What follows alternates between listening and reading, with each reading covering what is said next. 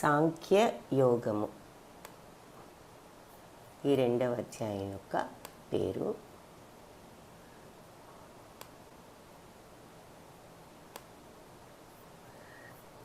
ఓం అజ్ఞానతిమిరాంధస్య జ్ఞానాంజనశలాకయా చక్షురున్మిలితం యేన తస్మై శ్రీ గురవే నమః. నమో ఓం విష్ణుపాదాయ కృష్ణప్రేష్ఠాయ భూతలే శ్రీమతే భక్తివేదాంత స్వామి इति नामिने. नमस्ते सारस्वते देवे गौरवाणी प्रचारिणे निर्विशेष शून्यवादी पाश्चात्यदेशतारिणे. हे कृष्णा करुणा सिंधो दीनबंधो जगत्पते गोपेश गोपिका कांता राधा कांता नमोस्तुते. तप्त कांचन गौरांगी राधे बृंदावनेश्वरी वृषभानुसुते देवी प्रणमामि हरिप्रिये. जय श्री कृष्ण चैतन्य प्रभु नित्यानंद श्री अद्वैत गदाधरा श्रीवासादि गौर भक्त वृंद. हरे कृष्णा कृष्ण कृष्ण हरे हरे हरे राम राम राम हरे हरे. हरे कृष्ण. ద్వితీయ అధ్యాయము పేరు సాంఖ్యయోగము. ప్రతి అధ్యాయానికి ఒక యోగ అనే ఒక యోగం పేరు ఉంటుందని చెప్పుకున్నాము. ఈ రెండవ అధ్యాయం మొదటిది అర్జున విషాద యోగము, ఇది సాంఖ్యయోగము. సో ఇది ఏమిటి ఈ గీతా సారాంశము అన్నది చూద్దాము. నిన్న అర్జునుడి యొక్క విషాదం చూసాము. నేను ఈ యుద్ధం చేయలేను ఎందుకని అంటే 5 కారణాలు చెప్పాడు. కరుణ ఉన్నది, తర్వాత సుఖం లేదు అని, ఆ తర్వాత పాపం అని, ఆ తర్వాత కుటుంబ వంశ నాశనం జరుగుతుందని, నేను వీటన్నిటి వల్ల అనిశ్చయమైనటువంటి స్థితిలో ఉన్నాను అని చెప్పేసి 5 కారణాలు చెప్తూ, ఈ 5 కారణాల వలన నేను యుద్ధం చేయలేకుండా ఉన్నాను అన్న విషయాన్ని అర్జునుడు నిన్న చెప్పటం మనం చూసాము. ఈ రెండవ అధ్యాయం ఇప్పుడు సంజయ ఉవాచతో ప్రారంభమవుతుంది.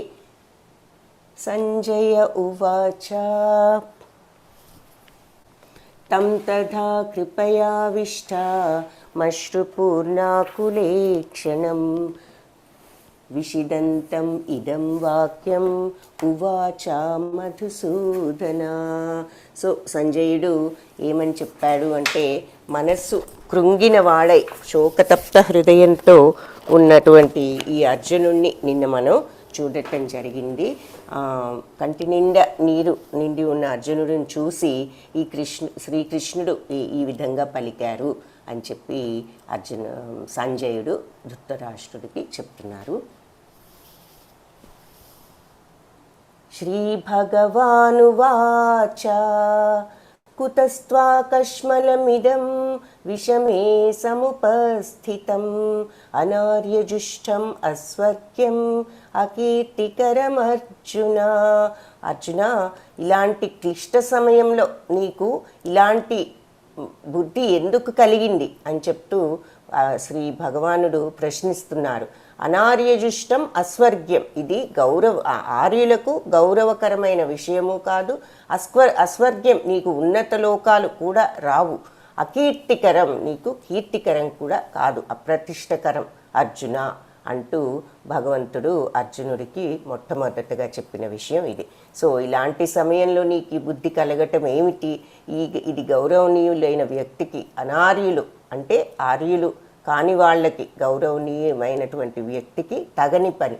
అస్వర్గ్యము అంటే మనకి పైలోకాలు కూడా ప్రాప్తమవ్వవు. అకీర్తికరము అర్జున, అపకీర్తి పాలు చేస్తుంది అంటూ భగవంతుడు ప్రారంభించిన తర్వాత అర్జునుడు ఈ విధంగా అన్నాడు.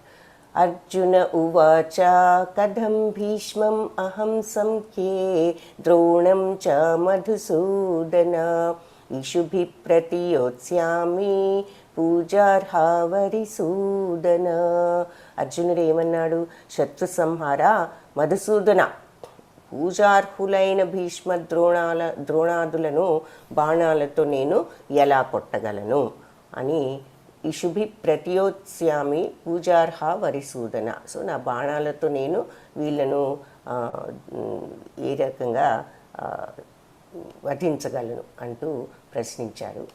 తర్వాత ఇంకా అర్జునుడు ఇలా అన్నాడు. ఇదొక ముఖ్య శ్లోకం. ఇందులో 108 ముఖ్య శ్లోకాలను శ్రీ ప్రభుపాదుల వారు ఏరటం జరిగింది.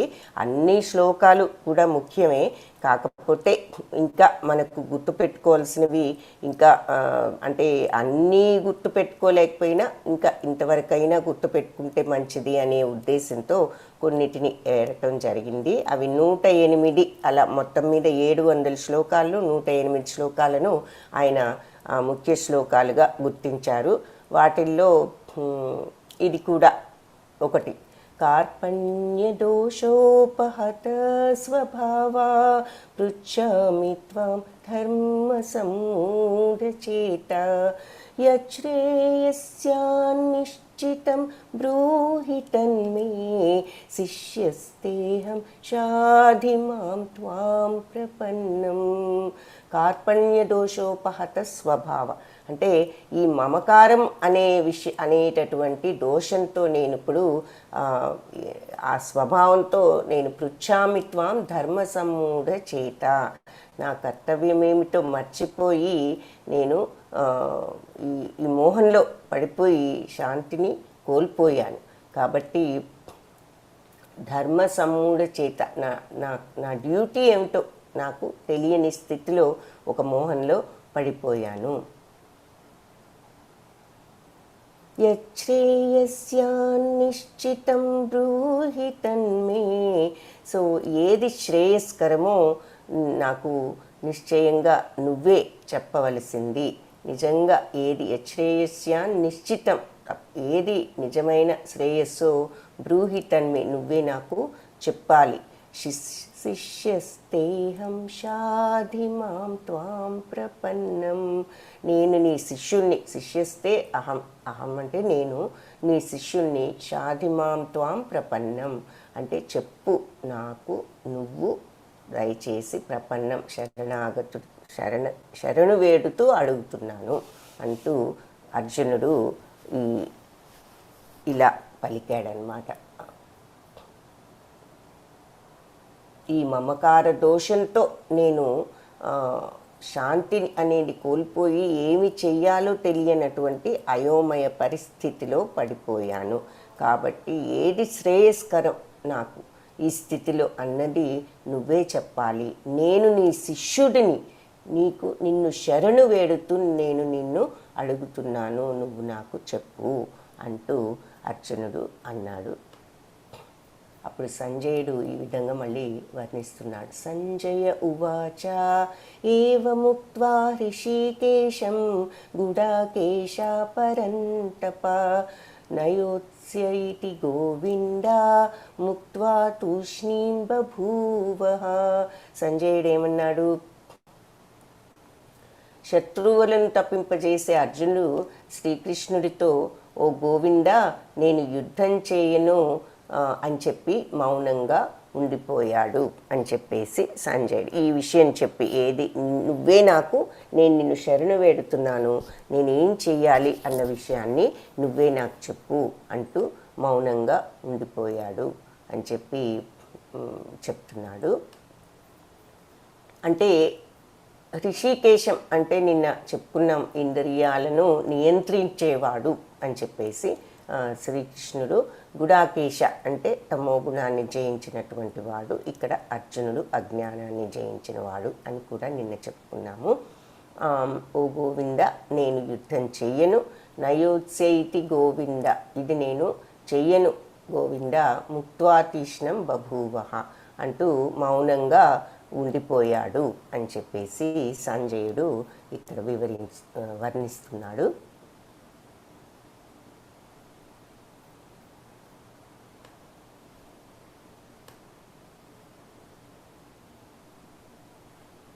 అప్పుడు శ్రీకృష్ణుడు ఈ విధంగా పలికారు. శ్రీ భగవానువాచ అశోచ్యానన్వశోచస్త్వం ప్రజ్ఞావాదాంశ్చ భాషసే గతాసూన గతాసూంశ్చ నానుశోచంతి పండిత.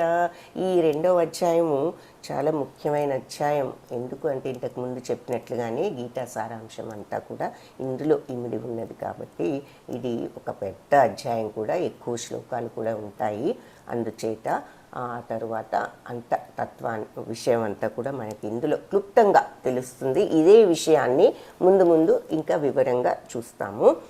అయితే మొట్టమొదట అర్జునుడు ఈ విధంగా దుఃఖంగా కూర్చున్నప్పుడు భగవంతుడు ఇలా మొదలు పెట్టారనమాట. నువ్వే చెప్పు, నేను నీ శిష్యుణ్ణి కాబట్టి నిన్ను శరణు వేడుతున్నాను, నాకు దారి తెలియటం లేదు, నువ్వు నాకు ఏది మంచిది అన్న విషయాన్ని నువ్వు చెప్పు అని అర్జునుడు ఎప్పుడైతే శరణాగతి అయ్యాడో అప్పుడు భగవంతుడు ఇలా చెప్పటం ప్రారంభించారనమాట. ఈ మొట్టమొదట ఆత్మజ్ఞానం గురించి చెప్పటం మొదలుపెట్టారు. ఇది మొట్టమొదట భగవంతుడు అర్జునుడికి చెప్పిన విషయం ఆత్మజ్ఞానం. ఎప్పుడు చెప్పారు అంటే కంప్లీట్గా శరణాగతుడను, నేనిప్పుడు నేను నీ శిష్యుడను అని ఎప్పుడైతే అర్జునుడు ఒప్పుకున్నాడో అప్పుడు భగవంతుడు ఈ జ్ఞానాన్ని చెప్పటం ప్రారంభించారు. అంతకుముందు నేను చెయ్యలేను, ఈ కారణాలన్నీ చెప్పినా నీకు అనార్యకరమైనటువంటి బుద్ధి ఎలా కలిగింది, ఇది అకీర్తికరము, తర్వాత నీకు పైలోక ప్రాప్తులు కూడా ఉండవు అంటూ చెప్పారు. కానీ ఈ జ్ఞానాన్ని చెప్పలేదు. ఎప్పుడైతే అర్జునుడు నాకు తోచటం లేదు, నేను నీ శిష్యుడను కాబట్టి నిన్ను శరణు వేడుతున్నాను, నువ్వు ఏది చెప్తే నేను అది చేస్తాను అని ఆయన అప్పుడు భగవంతుడు ఈ జ్ఞానాన్ని ఉపదేశించటం ప్రారంభించారు. మొట్టమొదటగా ఆత్మజ్ఞానంతో ప్రారంభమైనది ఈ భగవద్గీత బోధన. సో అశోచ్యానన్వశోచస్త్వం ప్రజ్ఞావాదాంశ్చ భాషసే గతాసూన గతాసూంశ్చ నానుశోచంతి పండిత. సో నువ్వెంతో ప్రజ్ఞావాదాంశ్చ భాషసే, ఎంతో గొప్ప పండితుల్లాగా మాట్లాడుతున్నావు. కానీ అశోచ్యానన్వశోచస్త్వం, అశోచ్య అంటే శోచించకూడని విషయానికి, దుఃఖించకూడని విషయానికి నువ్వు శోచస్త్వం, నువ్వు దుఃఖిస్తున్నావు. ప్రజ్ఞావాదాంశ్చ భాషసే, ఎంతో ప్రజ్ఞ కలవాడిలాగా వాదిస్తూ నువ్వు మాట్లాడుతున్నావు, పాండిత్యం ఉన్నవాడిలాగా. గతాసూన గతాసూంశ్చ అంటే నాను శోచంతి పండిత. సో గతాసూన గతాసూంశ్చ అంటే చనిపోయిన వారిని గురించి కానీ ఉన్నవారిని గురించి కానీ పండితులైన వారు దుఃఖించరు. నాను శోచంతి పండిత అంటూ భగవంతుడు చెప్పారు. ఏమిటి, నువ్వు ఇలా ఎంతో తెలిసిన వాడిలాగా ఇవన్నీ చెప్తున్నావు, నేను వాళ్ళని చంపలేను, అది పాపం, ఇవన్నీ అంటున్నావు ఎంతో పండితుడిలాగా, ప్రజ్ఞావంతుడిలాగా. అయితే నిజమైన పండితులు పోయిన వాళ్ళ గురించి కానీ ఉన్న వాళ్ళ గురించి కానీ దుఃఖించరు అంటూ భగవంతుడు ప్రారంభించారు. దాని అర్థం ఏమిటి అన్నది ఇప్పుడు చూస్తాం. పోయిన వాళ్ళు పోతే దుఃఖించకుండా ఎలా ఉంటాము అని వెంటనే మనకు ప్రశ్న వస్తుంది. దానికి ఏమిటి అర్థం అనేది చూద్దాం. అదే ఆత్మజ్ఞానం తెలుసుకోవటం. మాటలతోనే కాదు, నిజమైన అనుభవంతో మనం ఎప్పుడైతే తెలుసుకుంటామో మనకు అప్పుడు ఆ మాటకు నిజమైన అర్థము స్ఫురిస్తుంది, దానిని తెలుసుకోగలుగుతాం. ఇప్పుడు అర్థమైతే చేసుకోగలుగుతాము, కానీ అనుభవంలోకి తెచ్చుకున్న నాడే మనం ఆ రకంగా ఉండగలుగుతాం. సో ఎందుకు ఇలా అన్నారు, పోయిన వాళ్ళ గురించి కానీ ఉన్న వాళ్ళ గురించి కానీ పండితులైన వాళ్ళు దుఃఖించరు అన్న మాటకు అర్థం ఏమిటనేది చూద్దాం. నత్వేవాహం జాతునాసం నత్వం నేమే జనాధిప నచైవా న భవిష్యామా సర్వే వయం మతః పరం. నేను కాని నత్వేవాహం జాతునాసం నత్వం నేమే జనాధిప, నేను కానీ నువ్వు కానీ ఈ రాజులందరూ కానీ ఎవరు లేనటువంటి సమయం లేదు. నచైవాన భవిష్యామా అంటే ఇక ముందు కూడా సర్వే వయమత పరం, మన అందరం కూడా ఉండకుండా ఉండము. అంటే నువ్వు కానీ నేను కానీ ఇక్కడ ఉన్నటువంటి రాజులందరూ కానీ లేనటువంటి సమయం, లేనటువంటి టైం ఎప్పుడూ లేదు. ఇక ముందు కూడా మనం లేకపోవటం అనేది లేదు. అంటే దాని అర్థం ఏమిటి, మనందరం ఎప్పుడు ఉన్నాము, ఇదివరకు ఉన్నాము, ఇప్పుడు ఉన్నాము, ముందు ముందు కూడా ఉండబోతున్నాము అంటూ చెప్పారు. అంటే ఏమిటి, మనకి దీని కొంచెం కొంచెం దీని అర్థం మనకు బోధిస్తూ వస్తున్నారనమాట. ఒక్క శ్లోకంలో మనకు మొత్తం అర్థం కాదు. సో ముందేమో పోయిన వాళ్ళ కోసం కానీ ఉన్న వాళ్ళ కోసం కానీ పండితులు దుఃఖించరు అన్నారు. ఈ శ్లోకంలో ఏమంటున్నారు, నువ్వు కానీ నేను కానీ ఇక్కడున్న వీళ్ళందరూ కానీ లేని సమయం లేదు. వాళ్ళు ఇంతకు ముందు ఉన్నారు, ఇప్పుడు అందరం ఉన్నాం, ముందు ముందు కూడా అందరం ఉంటాము అంటున్నారు. ఏమిటి ఈ విషయం అన్నది ఇంకా చూద్దాం. దేహినోస్మిన్ యథా దేహే కౌమారం యౌవనం జర. ఇవన్నీ ముఖ్య శ్లోకాలు. ఇందులో చాలా ముఖ్య శ్లోకాలు ఉన్నాయి 2వ అధ్యాయంలో. తథా దేహాంతర ప్రాప్తి ధీరస్తత్ర న ముహ్యతి. దేహధారి ఈ దేహంలో బాల్యం నుండి, దేహినోస్మిన్ యథా దేహే కౌమారం యౌవనం జర. సో ఈ దేహంలో ఈ దేహధారి ఈ దేహంలో బాల్యం నుంచి యౌవనానికి, యౌవనం నుంచి తర్వాత జర అంటే ముసలి వృద్ధాప్యంలోకి ఎలా అయితే వెళ్తాడో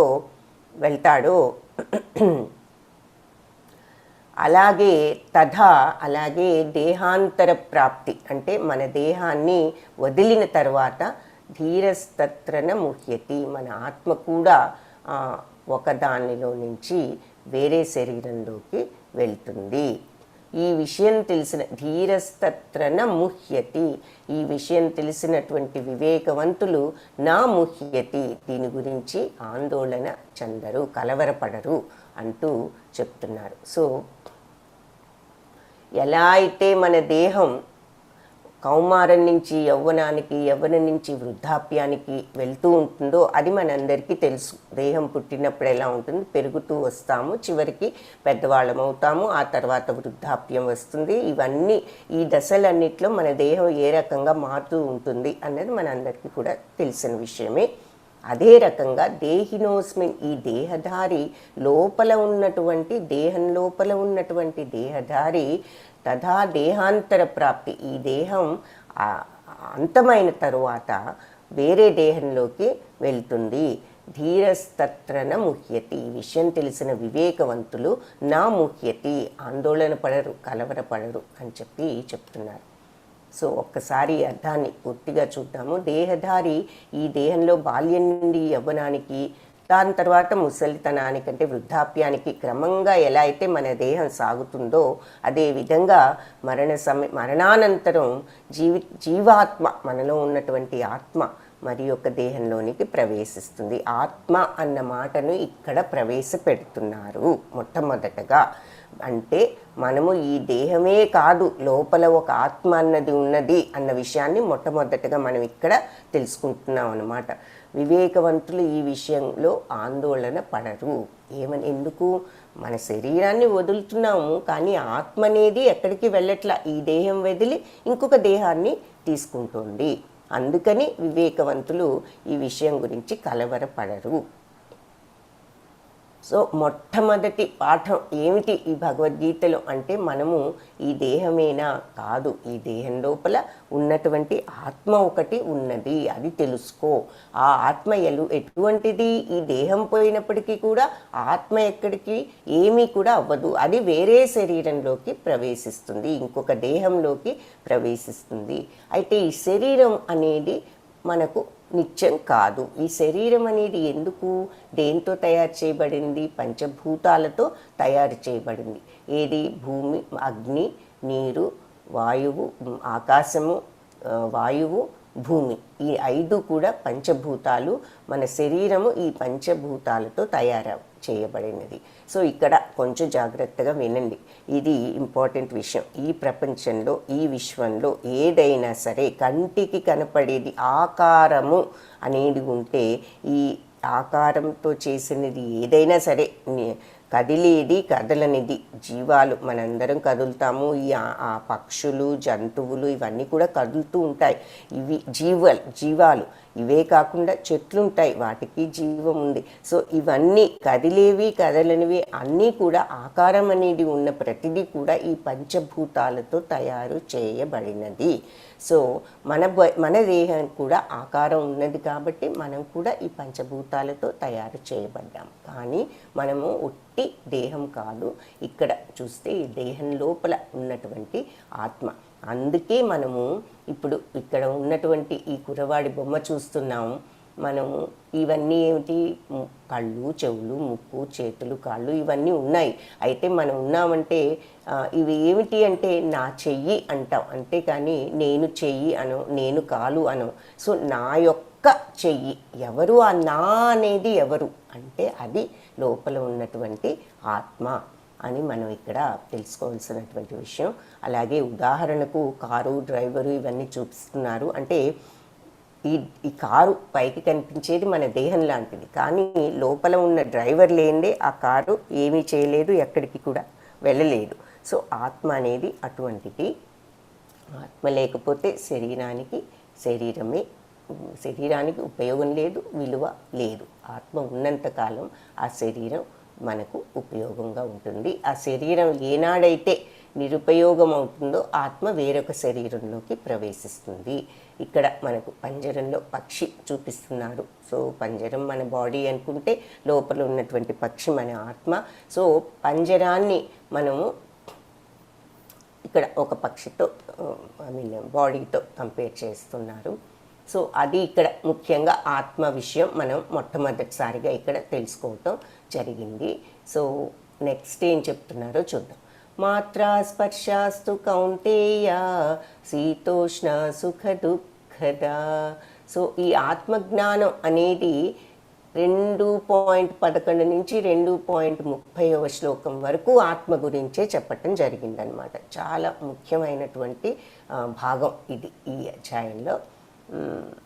మాత్రా స్పర్శాస్తు కౌంతేయ శీతోష్ణ సుఖ దుఃఖద ఆగమాపాయినో నిత్య తాం స్థితిక్షస్వ భారత.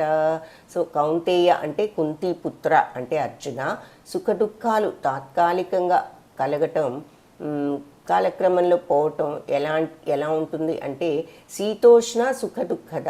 శీతాకాలం, చలికాలం ఎలా అయితే వస్తూ పోతూ ఉంటాయో అలాగే సుఖ దుఃఖాలు కూడా ఇక్కడ వస్తూ పోతూ ఉంటాయి. అంటే సుఖం లేదు, నేను గెలిచినాగా కూడా ఈ రాజ్యం అంతా వచ్చినా నాకు సుఖమే ఉంది అని అర్జునుడు అన్న కారణం ఒకటి చూసాము. అప్పుడు దానికి ఒక రకమైనటువంటి సమాధానంగా సుఖ దుఃఖాలు అనేవి ఏమిటి, చలి, వేడి, చలికాలము, వేసవికాలము వస్తూ ఉంటాయి, పోతూ ఉంటాయి. అలాంటివే ఈ సుఖ దుఃఖాలు కూడా. ఏది కూడా ఉండదు, నిత్యంగా వస్తుంది పోతుంది. అందరికీ ఎప్పుడు సుఖమే ఉండదు, అందరికీ ఎప్పుడు దుఃఖమే ఉండదు. అవి రెండు రావటం పోవటం అనేది సర్వసామాన్యము. చలికాలము, వేసవి కాలము ఏ విధంగా అయితే వచ్చిపోతూ ఉంటాయో ఈ సుఖ దుఃఖాలు వచ్చిపోతూ ఉండటం అంతే సర్వసామాన్యము. ఆగమాపాయినో నిత్య, వస్తూ పోతూ ఉంటాయి నిత్యం. తాం స్థితిక్షస్వ భారత, దీనిని ఓర్చుకోవటం నేర్చుకోవాలి. తితిక్షస్వ భారత అంటూ భగవంతుడు చెప్తున్నాడు. సో ఈ సుఖ దుఃఖాలు వస్తున్నాయి అనేటటువంటి కంప్లైంట్ జనరల్గా మనం అందరం కూడా చేస్తూ ఉంటాం.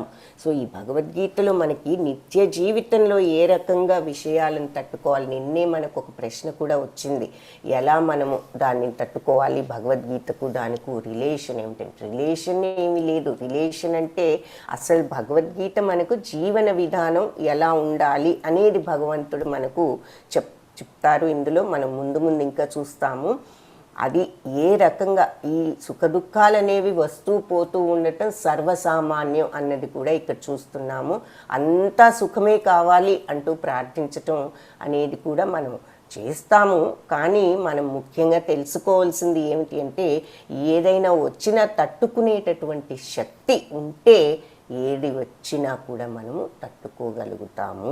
కాబట్టి ఆ శక్తిని మనం అలవర్చుకోవటానికి ప్రయత్నించాలి. అందుకని ఇక్కడ ఇంద్రియ అనుభూతి వలన అవి కలుగుతాయి. ఇంద్రియాలు ఇవన్నీ కూడా మనం చూస్తాం. ఇంద్రియాలు అంటే కళ్ళు, ముక్కు, చెవి, నోరు, తర్వాత స్పర్శ. ఇవి 5 కూడా పంచేంద్రియాలు అంటే జ్ఞానేంద్రియాలు అంటారు. ఈ 5 ఇంద్రియాలే మనకు అన్ని ప్రలోభాలు కలిగిస్తాయి. ఏదైనా చూస్తే కావాలనే కోరిక కలిగిస్తుంది, ఏదైనా వాసన వస్తే అది తినాలనిపిస్తుంది, లేదా దాన్ని తెచ్చుకోవాలనిపిస్తుంది. ఆ వాసన కలిగించే పదార్థాన్ని నోటితో రుచి చూడాలనిపిస్తుంది. ఆ తర్వాత స్పర్శ, ఇదేదో మెత్తగా ఉంది, అన్ని స్పర్శతో మనకు దేని మీదైనా ఇష్టాన్ని కలిగిస్తాయి. అలా చెవులు మనకి ఇష్టమైనది వినాలనిపిస్తుంది, ఏదైనా సినిమా వస్తుంటే చూడాలనిపిస్తుంది, వినిపిస్తే శబ్దం. ఆ రకంగా ఈ ఇంద్రియాల వలన మనకు ఎన్నో ప్రలోభాలు కలుగుతూ ఉంటాయి. ఆ ప్రలోభాల వలన కోరికలు కలుగుతూ ఉంటాయి. కోరికల వలన మనకు అన్నీ ప్రాబ్లమ్స్ కలుగుతూ ఉంటాయి. అవి తీరకపోతే కోపము, బాధ, దుఃఖము ఇవన్నీ వచ్చేస్తూ ఉంటాయి. కాబట్టి ఇంద్రియ అనుభూతి వలన ఇవన్నీ కూడా కలుగుతాయి. కలత చెందకుండా వాటిని ఓర్చుకోవడం మనిషి తప్పక నేర్చుకోవాలి. ఇవన్నీ ఎలాంటివి? చలికాలము, ఎండాకాలము ఎలా అయితే ఎప్పుడు వస్తూ పోతూ ఉంటాయి ప్రతి సంవత్సరం, అలాగే ఈ సుఖ దుఃఖాలు అనేవి వస్తూ పోతూ ఉంటాయి. ఎందుకు వస్తున్నాయి? ఎందుకంటే ఇంద్రియాల యొక్క అనుభూతి వలన మనకి ఇవన్నీ కలుగుతున్నాయి. ఈ కోరికలు, ఈ ప్రలోభాల వల్ల కోరికల వల్ల తీరకపోతే దుఃఖము కలుగుతున్నాయి అని ఈ శ్లోకాలో మనకు అర్థమవుతుంది. తరువాత న జాయతే మ్రియతే వా కదాచిత్ నాయం భూత్వా భవితా వా న భూయా అజో నిత్య శాశ్వతోయం పురాణో న హన్యతే హన్యమానే శరీరే. న జాయతే మ్రియతే వా కదాచిత్ అంటే దీనికి పుట్టుక లేదు. నజాయతే మ్రియతే, మృత్యువు లేదు, అలాంటివేవి కూడా లేవు. అది నాయం భూత్వా భవితా వా న భూయా. అలాగే ఒకప్పుడు ఉండటం, ఒకప్పుడు లేకపోవటం అనేది లేదు. ఇంతకుముందు భవిష్యత్తులో ఉండకపోవటం అనేది లేదు. ఇంతకుముందు పాస్ట్లో లేదు అనేది కూడా లేదు. జన్మరాహిత్యము, అజో నిత్య శాశ్వతోయం. అజో అంటే పుట్టుక లేనిది, జన్మరహితము, నిత్యము, శాశ్వతం, పురాతనమైనది. నా హన్యతే హన్యమానే శరీరే అంటే శరీరం పోయినప్పటికీ ఈ ఆత్మ అనేది ఎక్కడికి పోదు, నాశనం కాదు. హన్యతే, నా హన్యతే అంటే నాశనం లేనిది. హన్యమానే శరీరే, శరీరం నాశనమైనప్పటికీ ఆత్మ నాశనం అవ్వదు అని ఈ శ్లోకానికి అర్థం. ఆత్మకు పుట్టడం, చావటం అనేవి లేవు. న జాయతే మ్రియతే, పుట్టుక లేదు, మృత్యువు లేదు. నాయం భూత్వా భవితా వా న భూయా, అది ఎప్పుడు కూడా ఒకప్పుడు ఉంది, ఒకప్పుడు లేదు అనేది లేదు. అజో నిత్య శాశ్వతోయం, అజో పుట్టుకలేనిది, నిత్యమైనది, శాశ్వతమైనది, పురాతనమైనది. నా హన్యతే హన్యమానే శరీరే, శరీరం నాశనమైనప్పటికీ కూడా ఆత్మ నాశనం కాదు అని చెప్పి ఈ శ్లోకాల్లో మనకు చెప్తున్నారు భగవంతుడు క్లియర్గా. మళ్ళీ ఆత్మ యొక్క లక్షణాలను కూడా ఇక్కడ వివరిస్తున్నారు. ఏమిటి? అజో నిత్య శాశ్వతోయం పురాణో, పుట్టుక లేనిది, నిత్యమైనది, శాశ్వతమైనది, పురాతనమైనది. శరీరం పోయిన ఆత్మ ఎక్కడికి పోదు అని చెప్పి ఇక్కడ చెప్తున్నారు. సో ఈ ఆత్మ ఎందుకు అంత శాశ్వతమైనది, ఎప్పుడూ ఉండేది? దీనికి ప్రత్యేకత ఏమిటి అంటే, ఎందుకు అంటే ఈ ఆత్మ భగవంతుడి యొక్క అంశ. ఈ ఆత్మ ఎవరో కాదు, ఇది భగవంతుడిలో ఒక భాగమే, ఒక అంశే. అందుకనే భగవంతుణ్ణి మనం సచ్చిత్తానంద విగ్రహ అంటాము. ఆ సచ్చిత్తానంద స్వరూపమే మన ఆత్మ కూడాను. ఏమిటి ఈ సచ్చిత్తానంద అంటే? సత్ అంటే ఎప్పటికీ కూడా, నాశనం లేనిది ఏదైనా ఉంది అంటే అది నిజమైనటువంటి సత్యం, అదే నిజమైనది, అదే సత్యము. ఏమిటి నాశనం కాకుండా ఎప్పుడు ఉండేది? మన దేహం ఉంటుందా? ఉండదు. ఎప్పుడో ఒకప్పటికి ఈ దేహం అనేది ఉండదు. అలాగే ఇది ఒక పుస్తకం అనేది ఉన్నది, ఇక్కడ ఒక ఫోన్ అనేది ఉన్నది. ఈ ఫోన్ ఎప్పుడు ఉంటుందా? ఉండదు. కొన్నాళ్ళు అయితే పాడైపోతుంది. అలాగే ఒక కాగితం, ఒక పుస్తకం ఉంది. ఈ పుస్తకం ఎప్పుడు ఉంటుందా? ఉండదు. కొన్ని రోజులైతే, కొన్ని సంవత్సరాలైతే చిరిగిపోతుంది, పాడైపోతుంది, ముక్కలైపోతుంది. ఈ రోజున ఇది ఫోనే, ఈ రోజున ఇది పుస్తకమే. కానీ ఒక 100 సంవత్సరాల తర్వాత ఆ రూపంలో అది ఉండదు. కాబట్టి రూపాలు మారిపోతూ ఉంటాయి. వాళ్ళొక రూపం ఉంది, నిజమే, ఈ రోజునే ఈ రూపం ఉంది, మనం ఫలానా మనుషులం అనుకుంటాం, కానీ కొన్ని సంవత్సరాల తర్వాత ఉండవు. అలాగే వస్తువులైనా అంతే, ఎప్పటికీ కూడా మార్పు లేకుండా అలాగే ఉండేది ఎవరు? నిత్యము, శాశ్వతము, పుట్టుక లేకుండా అలా ఉండేది భగవంతుడు. ఆ భగవంతుడి అంశ కాబట్టే ఈ ఆత్మకు కూడా అదే లక్షణం వచ్చింది. సత్ అన్న మాటకు అర్థం అది. ఎప్పటికీ కూడా ఉండి శాశ్వతం, మార్పు లేనిది అది ఏది అయితే అది సత్యము. సో భగవంతుడి యొక్క సచ్చిత్తానంద అన్న పదంలో సత్ అన్న మాటకు అర్థం అది. చిత్ అన్నది ఏమిటి అంటే అది ఆ సత్యాన్ని తెలుసుకోవటమే ఆ జ్ఞానము. తెలుసుకోవటం అంటే మాటలతో కాదు, ఎప్పుడైతే మనం ఆ జ్ఞానాన్ని అనుభవపూర్వకంగా తెలుసుకుంటామో అది అప్పుడు ఆ జ్ఞానము చిత్ అవుతుంది. అప్పుడు సత్ చిత్ ఎవరైతే తెలుసుకుని అర్థం చేసుకుంటారో అప్పుడు వాళ్ళకు ఆనందం, ఆ బ్లిస్, ఆ నిత్యానందం అనేది వాళ్లకు లభిస్తుంది. అది భగవంతుడికి ఉన్నటువంటి ఆ ఆనందం ఏమిటో మనం కూడా అర్థం చేసుకోగలుగుతాం. సచ్చిత్తానంద యొక్క అర్థం అది. ఆ సచ్చిత్తానంద స్వరూపుడైన భగవంతుని అంశయే మన యొక్క ఆత్మ కాబట్టి మన ఆత్మ కూడా సచ్చిత్తానంద. తరువాత ఇంకా కూడా ఆత్మ గురించి చెప్తున్నారు. వాసాంశి జీర్ణాని యథా విహాయ నవాని గృహ్ణాతి నరోపరాణి తథా శరీరాన్ని విహాయ జీర్ణాన్యన్ అన్యాని సంయాతి నవాని దేహి.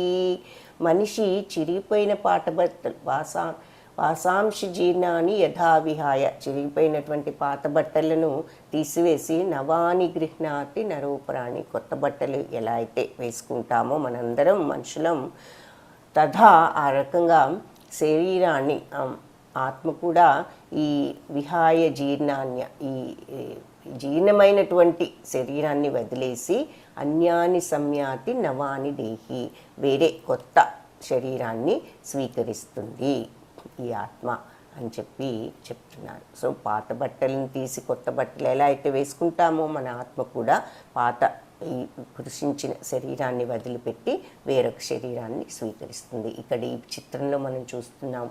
ఇలా మనము ఏదైనా ఎవరైనా ఒక బాలుడిగా, చిన్న బాలుడి గర్భంలో శిశువు, ఆ తర్వాత శిశువు పెరిగి పెద్ద అవటము, యవ్వనము, ఆ తర్వాత వృద్ధాప్యము, దీనినే జర అంటే వృద్ధాప్యము.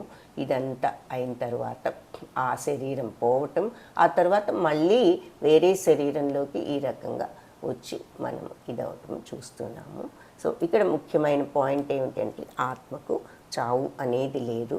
ఒక శరీరాన్ని వదిలితే వేరొక శరీరాల్లోకి వెళ్ళటం జరుగుతుంది. నైనం ఛిన్నంతి శస్త్రాణి నైనం దహతి పావక నచైనం క్లీదయంత్యాపో న శోషయతి మారుత. సో ఇప్పుడు ఆత్మ యొక్క లక్షణాలను ఇంకా చూస్తున్నాం. ఇప్పుడు ఒక దేహం నుంచి ఒక దేహంలోకి వెళ్తుంది. ఆత్మకు చావు అనేది లేదు, పుట్టుక అనేది లేదు. అది సచ్చితానంద స్వరూపము. అజో నిత్య శాశ్వతోయం పురాణో నా హన్యతే హన్యమానే శరీరే. ఇందాక చూసాం. అది అజో అంటే పుట్టుక లేనిది, నిత్యమైనది, శాశ్వతమైనది, పురాతనమైనది. శరీరం పోయినప్పటికీ ఆత్మ పోదు అని చూసాము. అయితే ఆత్మ యొక్క లక్షణాలు ఏమిటి అంటే నైనం ఛిన్నంతి శస్త్రాన్ని, అంటే ఇది ఒక అస్త్రంతో ఎవరు కూడా దానిని కత్తితో, ఒక శస్త్రంతో దానిని ముక్కలు చేయలేరు.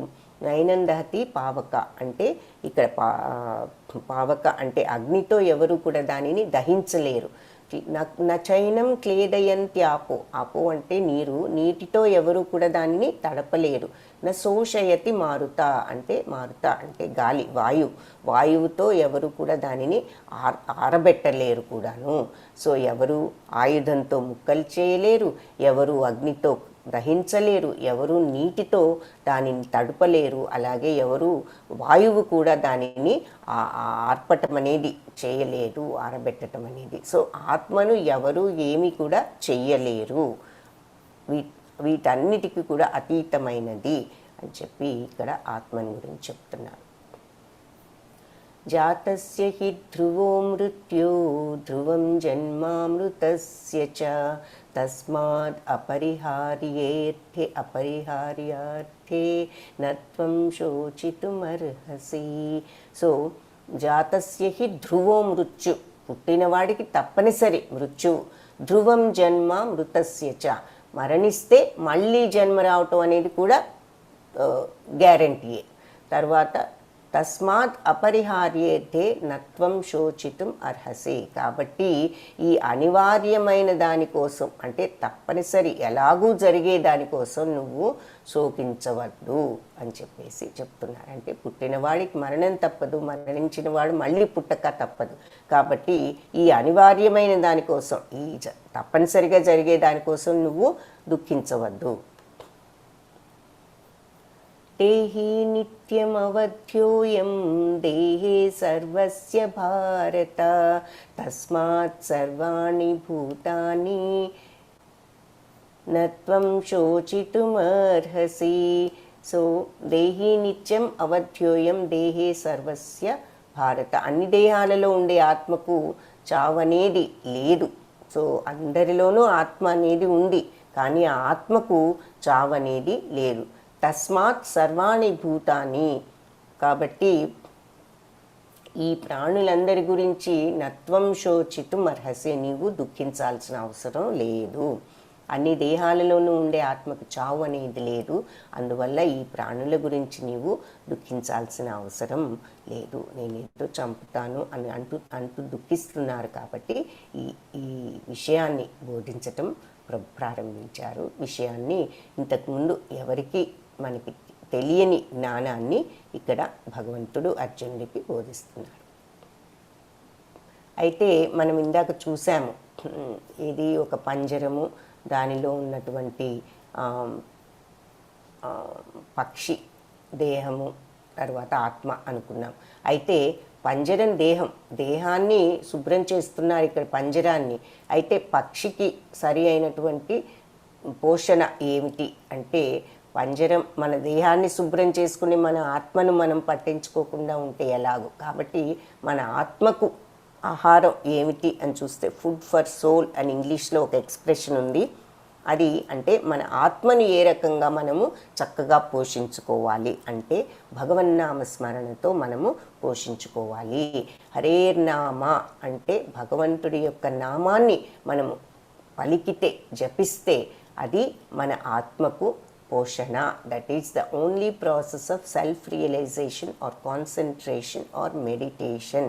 అది ఒక్కటే మార్గము దేనికి, ఆత్మ సాక్షాత్కారానికి కానీ, మన భగవంతుడి మీద దృష్టిని లగ్నం చేయటానికి కానీ, ధ్యానానికి కానీ, భగవంతుడిని ధ్యానించటానికి కానీ అదే మార్గము. ఇంకొక మార్గము లేదు ఈ కలియుగంలో అంటూ మనకు ఒక శ్లోకంలో కూడా చెప్తారు. హరేర్నామ హరేర్నామ హరేర్నామైవ కేవలం కలౌ నాస్త్యైవ నాస్త్యైవ నాస్త్యైవ గతిర్ అన్యథ. అంటే ఈ హరినామమే, కేవలం హరినామమే ఈ కలియుగంలో మనకు దారి, వేరే దారి లేదు భగవంతుణ్ణి మనము చేరుకోవాలంటే అని చెప్పేసి ఈ శ్లోకానికి అర్థం. ఆత్మ సాక్షాత్కారానికి, భగవత్ కైంకర్యానికి ఏ రకంగా మనం దానిని పిలిచినా సరే మనకు అంతిమ మోక్షానికి దారి ఏది అంటే హరినామస్మరణ కలియుగంలో మనకు దారి. 4 రకాల 4 యుగాలు ఉన్నాయన్నది చాలామందికి తెలిసే ఉంటుంది. సత్యయుగము, త్రేతాయుగము, ద్వాపర యుగము, కలియుగం అని ఒక్కొక్క యుగంలో ఒక్కొక్క మార్గాన్ని చెప్పారు మోక్షానికి. కలియుగం, ద్వాపర యుగం, సత్యయుగంలో మొట్టమొదటి యుగమైనటువంటి సత్యయుగంలో మార్గం ఏమిటి అంటే ఆ రోజుల్లో తపస్సులు. ఆ తర్వాత త్రేతాయుగంలో ఏమిటి అంటే యజ్ఞాలు చేసేవారు. ద్వాపర యుగంలో ఈ గుడులలో అర్చనలు భారీగా చేస్తూ ఉండేవారు. తర్వాత ఈ కలియుగంలో మనకు అన్నిటికంటే తేలికైనటువంటి మార్గాన్ని సూచించారు. అది ఏమిటి అంటే భగవన్నామ స్మరణ చాలు. భగవన్నామం స్మరిస్తే మనము ఆ మోక్షాన్ని పొందవచ్చు అని చెప్పి సూచించారు. సో ఆ విషయం ఒకసారి ఇక్కడ చూసాము. హతో వా ప్రాప్స్యసి స్వర్గం జిత్వా వా భోక్ష్యసే మహీం తస్మాత్ ఉత్తిష్ఠ కౌంతేయ యుద్ధాయ కృతనిశ్చయ. సో ఆత్మజ్ఞానం గురించి ఇప్పటి వరకు చెప్పి ఇప్పుడు భగవంతుడు ఏ విషయం చెప్తున్నారంటే కర్మ అనేది ఏమిటి, స్వధర్మం అంటే ఏమిటి అంటే స్వధర్మం అంటే మన యొక్క ధర్మము, ఒక్కొక్కళ్ళు మనము చేయాల్సినటువంటి బాధ్యత ఏమిటి అన్నది. కర్మ అంటే మనం చేయాల్సినటువంటి పని. కర్మ అంటే చెడు అని అనుకుంటాం, కాదు. కర్మ అంటే యాక్షన్, అంటే పని అని అర్థం. సో ఆ కర్మ ఏమిటి, ఒక్కొక్కళ్ళు మన పనులు ఉంటాయి. ఆ పనులు స్వధర్మము, మన బాధ్యత, మన డ్యూటీ, మన రెస్పాన్సిబిలిటీ, మన విధి ఏమిటి అన్నది ఆ విషయం గురించి ఇక్కడి నుంచి చెప్తారు. 2.31 నుంచి 38 వరకు ఈ కర్మ గురించి, స్వధర్మం గురించి మాట్లాడటం జరుగుతుంది. సో ఇప్పుడు ఏం చెప్తున్నారు, మొట్టమొదటగా ఈ విషయాల గురించి చూద్దాం. హతో వా ప్రాప్స్యసి స్వర్గం జిత్వా వా భోక్ష్యసే మహీం తస్మాద్ ఉత్తిష్ఠ కౌంతేయ యుద్ధాయ కృతనిశ్చయ. సో కుంతిపుత్రుడా కౌంతేయ, ధర్మయుద్ధం హతోవా ప్రాప్స్యసి స్వర్గం, ఒకవేళ యుద్ధంలో నువ్వు పోవటం జరిగిందంటే నీకు స్వర్గం ప్రాప్తి వస్తుంది. జిత్వావా భోక్షసే మహిం, ఒకవేళ జీవించే ఉంటే నీకు ఈ ఈ భూప్రపంచాన్నే, ఈ రాజభోగాలన్నీ కూడా అనుభవించేటటువంటి అదృష్టం కలుగుతుంది. అనుభవిస్తావు. అదృష్టం అంటే ఆ మాట ఇక్కడ లేదు, బట్ నువ్వు రాజభోగాలన్నీ కూడా అనుభవిస్తావు. సో పోతే స్వర్గం వస్తుంది, ఉన్నావా నీకు రాజ్యం వస్తుంది. తస్మాత్ ఉత్తిష్ట కౌంతేయ, తస్మాత్ కాబట్టి ఉత్తిష్ట లే కౌంతేయ, అలా కూర్చుండిపోయావు లే. యుద్ధాయ కృత నిశ్చయ, యుద్ధాన్ని చేసేటటువంటి కృత నిశ్చయంతో లేందుకు నువ్వు ఈ రాజ్యం నాకు అక్కర్లేదు, సుఖం లేదు అంటున్నావు. పోతే నీకు స్వర్గం వస్తుంది. నీ ఉన్నావంటే నీకు రాజ్యం వస్తుంది. కాబట్టి లేచి యుద్ధం చేయాలి అనేటటువంటి కృత నిశ్చయంతో లే అని చెప్పి ఈ శ్లోకంలో చెప్తున్నారు. తర్వాత ఇంకా బుద్ధి యోగము అంటే నువ్వు రాజు కాబట్టి నీ స్వధర్మం ఏమిటి, రాజు యొక్క బాధ్యత ఏమిటి, నీ రాజ్యానికి కానీ నీ ప్రజలకు కానీ ఏదన్నా అవాంతరం వచ్చినప్పుడు నువ్వు దానిని రక్షించుకోవటమే నీ యొక్క బాధ్యత. నువ్వు క్షత్రియుడివి, రాజువి కాబట్టి ఇప్పుడు నీ రాజ్యానికి ముప్పు వచ్చింది కాబట్టి నువ్వు ఆ రాజ్యాన్ని గెలుచుకోవటం నీ యొక్క ధర్మం రాజుగా. అందుకని లేచి యుద్ధం చెయ్యి అని చెప్తున్నారు. ఏషా తే విహితా సాంఖ్యే బుద్ధిర్యోగే త్విమాం శృణు బుద్ధ్యా యుక్తో యయా పార్థ కర్మబంధం ప్రహాస్యసి. సో ఇక్కడ ఇప్పటి వరకు ఈ జ్ఞానాన్ని నేను సాంఖ్యయోగము అంటే ఆత్మతత్వము ద్వారా నీకు వివరించాను. సో ఇందాక మనం ఆ సాంఖ్యయోగ ఆత్మతత్వం ఏమిటో చూసాము, ఆత్మ లక్షణాలను చూసాము. ఇంకొక విషయం, ఆత్మ యొక్క సైజు కూడా మనం చెప్పుకోవాలి. ఆత్మ ఎంత చిన్నది అంటే, ఈ దేహంలో ఆత్మ ఉన్నది అని చెప్పుకున్నాము, అది ఎంత చిన్నది అంటే మన కేశం అంటే మన తల వెంట్రుకలో చివరి భాగం, ఆ టిప్పులో ఆ చివరి భాగంలో 10,000 దాన్ని, ఆ చిన్న చివరి భాగాన్ని 10,000 భాగాలు చేస్తే ఒక్కొక్క భాగము ఎంత చిన్నగా ఉంటుందో అంత చిన్నది ఆత్మ అని చెప్పారు. సో ఆత్మ యొక్క సైజు పరిమాణం ఎంత అంటే మన కేశ ఆగ్రం అంటే చివరిలో ఆ టిప్పులో 1/10,000వ వంతు అంత చిన్నది. ఆ చిన్న భాగాన్ని 10,000 ముక్కలు చేస్తే ఒక్కొక్క ముక్క ఎంత ప్రమాణంలో సైజులో ఉంటుందో అంత చిన్నది ఆత్మ. అది కూడా మనం ఇక్కడ తెలుసుకోవాలి. సో ఏది అయినా ఇప్పటి వరకు నీకు ఆ సాంఖ్యయోగం ఆత్మతత్వాన్ని నీకు వివరించాను. ఇప్పుడేం చెప్తున్నానంటే ప్రతిఫలాపేక్ష లేని కర్మ రూపంలో అంటే ఇది బుద్ధియోగం అని కూడా అంటారు. అంటే ఏమిటి అంటే కర్మ అంటే పని అని చెప్పుకున్నాం. సో ఏ పని చేసినా మనకి ఇది వస్తుంది కాబట్టి చేద్దాము అనేది మనకి సర్వసాధారణం. మనకి ఈ పని చేస్తే ఇది వస్తుంది, ఆ పని చేస్తే అది వస్తుంది, దానికోసం ఇచ్చేద్దాం, దీనికోసం ఇచ్చేద్దాం అని చెప్పేసి మనం ప్రతి పని కూడా ఒక ప్రతిఫలాపేక్షతో చేస్తాం. ఎప్పుడైతే ఈ ప్రతిఫలాపేక్ష లేకుండా మనం పని చేయగలుగుతామో ఆ బుద్ధి యోగాన్ని నీకు విశదీకరిస్తాను విను అని చెప్పి చెప్తున్నారు. బుద్ధ్యాయుక్తో యయా పార్థ కర్మబంధం ప్రహాస్యసి.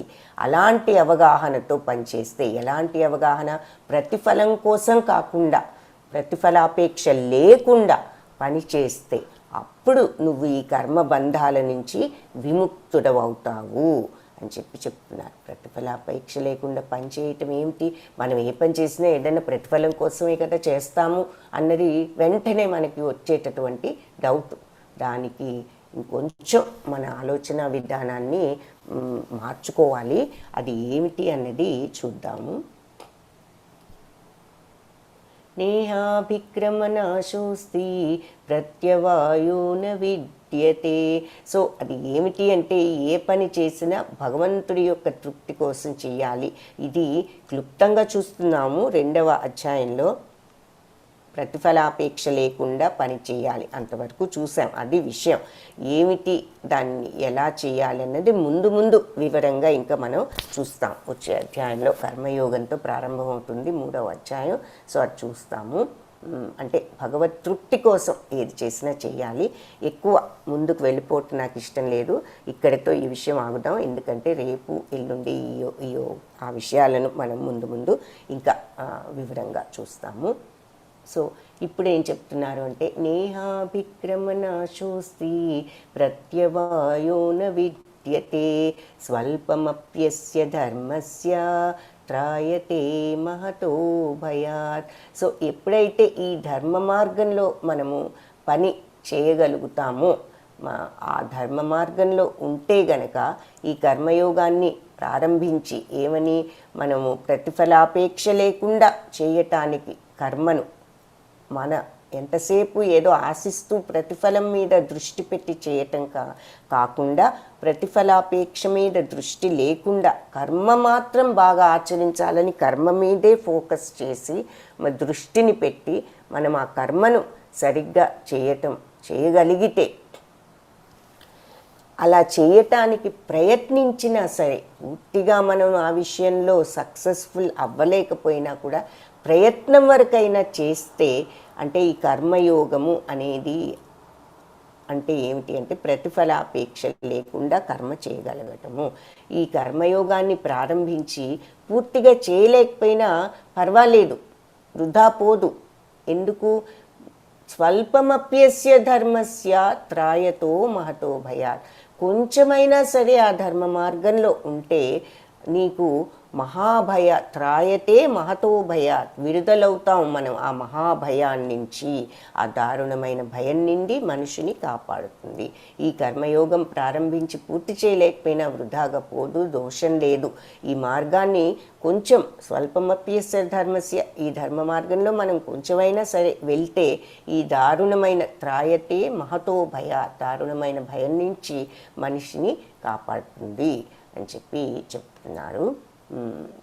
ఇక్కడ ఊరికినే మనకు ఉదాహరణగా భక్తి ఆ రకంగా మనము ఉంటే భగవంతుడి నుంచి మనకు ఏ రకంగా సహాయము మోక్షము లభిస్తుందో చెప్తున్నారు. గజేంద్ర మోక్షాన్ని చూపిస్తున్నారు.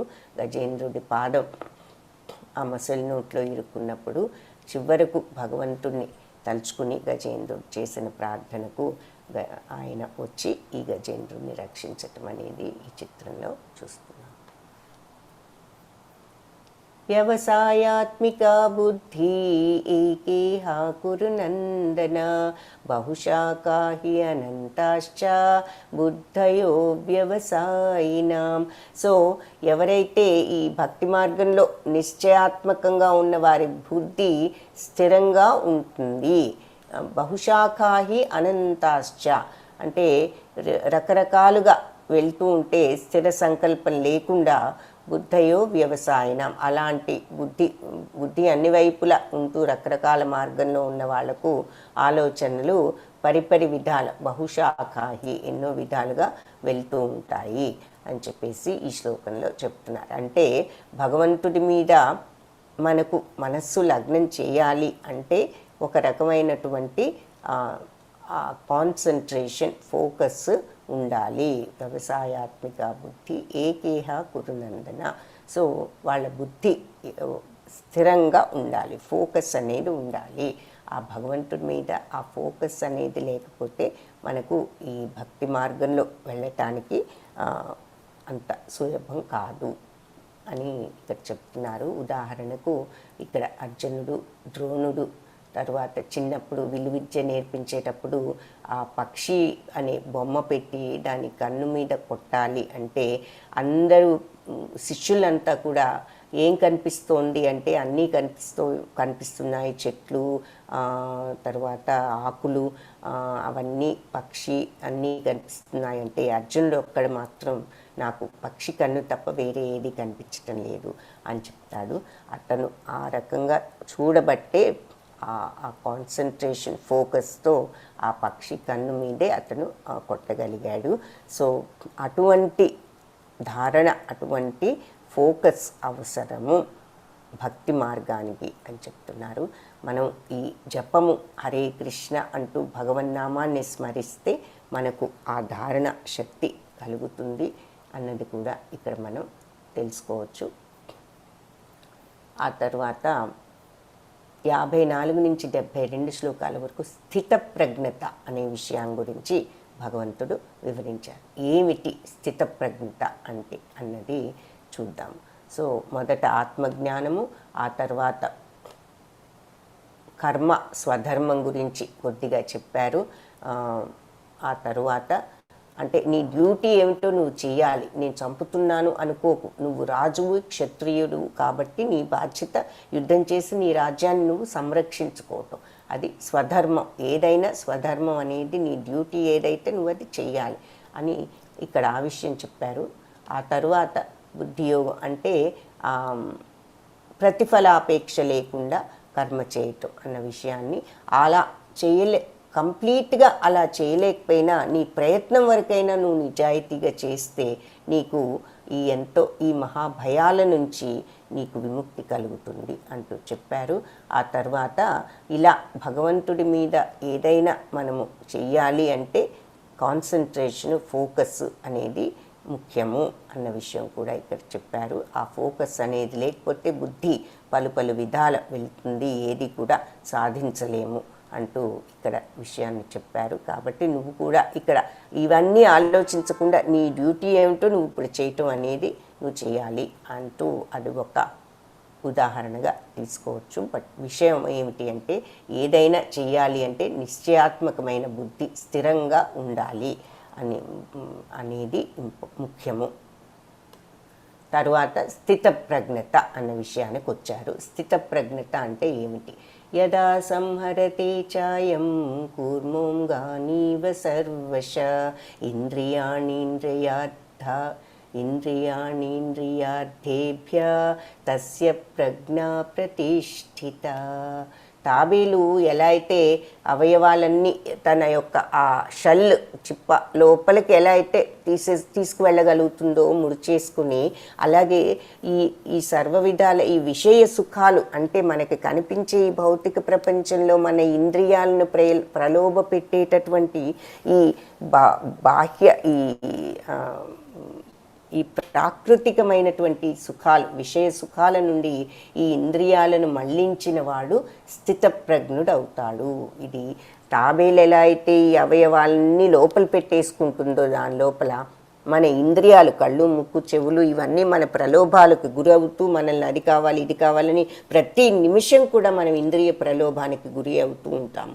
ఆ ఇంద్రియ ప్రలోభాలని మనం ఈ విషయ సుఖాల నుండి ఇంద్రియాలను మనం అరికట్టుకుని లోపలి వైపుకి తిప్పగలిగితే, ఎంతసేపు బయటకు చూస్తూ వింటూ వాసన చూస్తూ అది కావాలి ఇది కావాలి అని అనుకుంటూ ఉండటం కన్నా దీనిని ఎలా అయితే నియంత్రించగలుగుతామో అది అలా ఉన్నవాళ్ళు స్థితప్రజ్ఞులు అవుతారు. ఇంద్రియాలను విషయసుఖాల నుంచి మళ్లించగలిగిన వాళ్ళు స్థితప్రజ్ఞులు.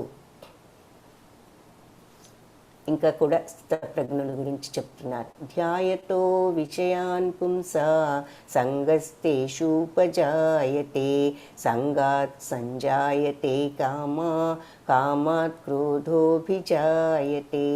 ఎప్పుడూ ఇంద్రియ విషయాల గురించి ఆలోచించేవాడికి వాటి మీద ఆసక్తి బాగా పెరుగుతుంది.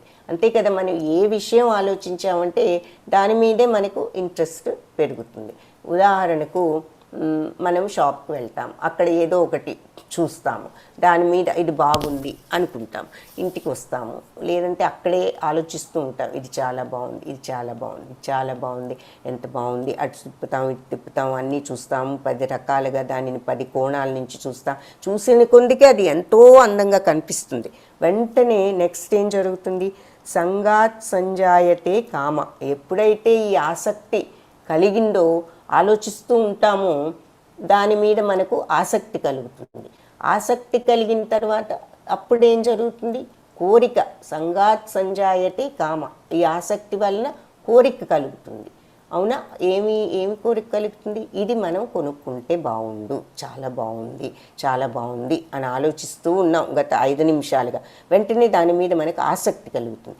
ఇదేంటి చాలా ఇది మళ్ళీ చూద్దాము, ఇది మళ్ళీ చేద్దాము, అటు పెట్టి చూద్దాం ఇటు పెట్టి చూద్దాం, అలా ఆసక్తి కలుగుతుంది. ఆసక్తి కలిగిన తర్వాత అన్నిసార్లు చూసిన తర్వాత ఇంకా దీన్ని కొనుక్కుంటే మంచిది అనేటటువంటి కోరిక కలుగుతుంది.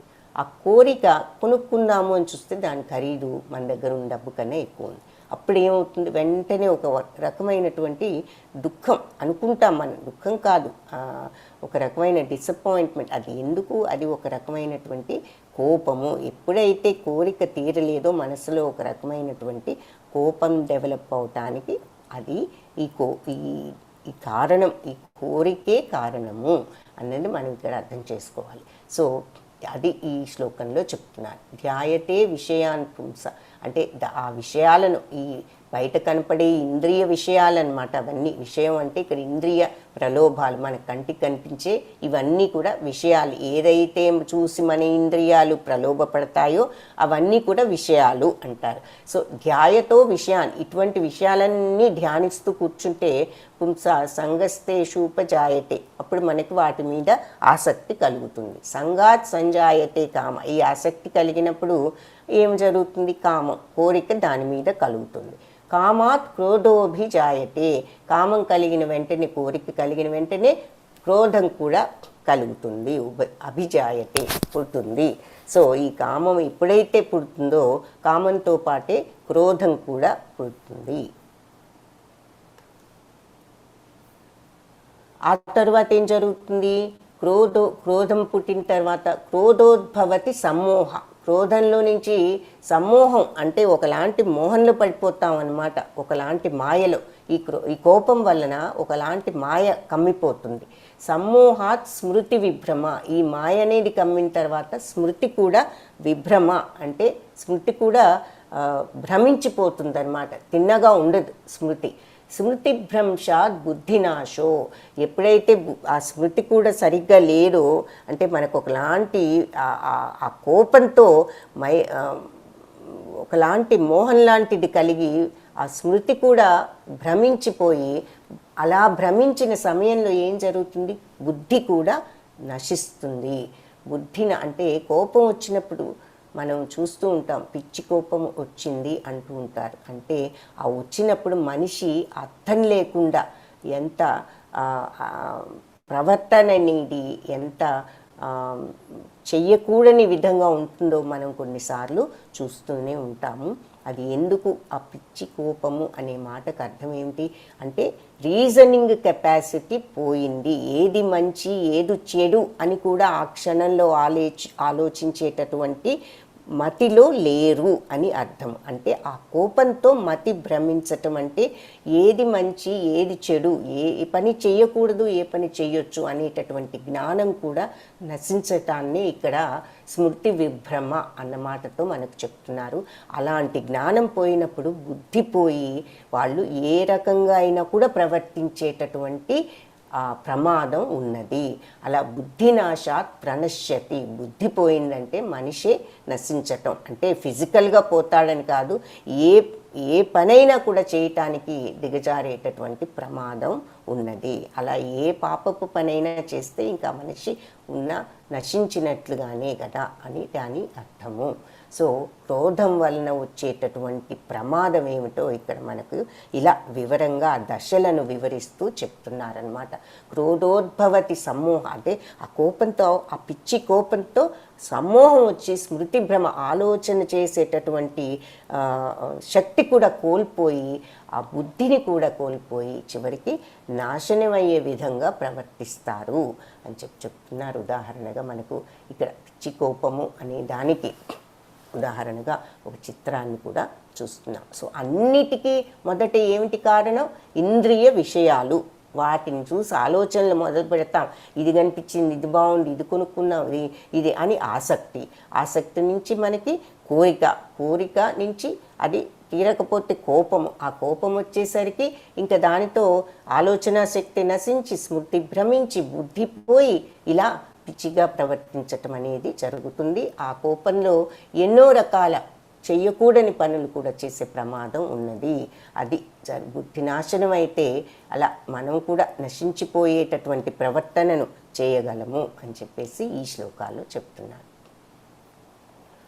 తర్వాత ఈ స్థితప్రజ్ఞత గురించి ఇదంతా అంటే ఇంద్రియాలను నియంత్రించుకోలేకపోతే వచ్చే ప్రమాదాల గురించి చెప్తున్నారు. ఈ స్థితప్రజ్ఞుడు అంటే ఇంద్రియాలను నియంత్రించగలిగేవాడు.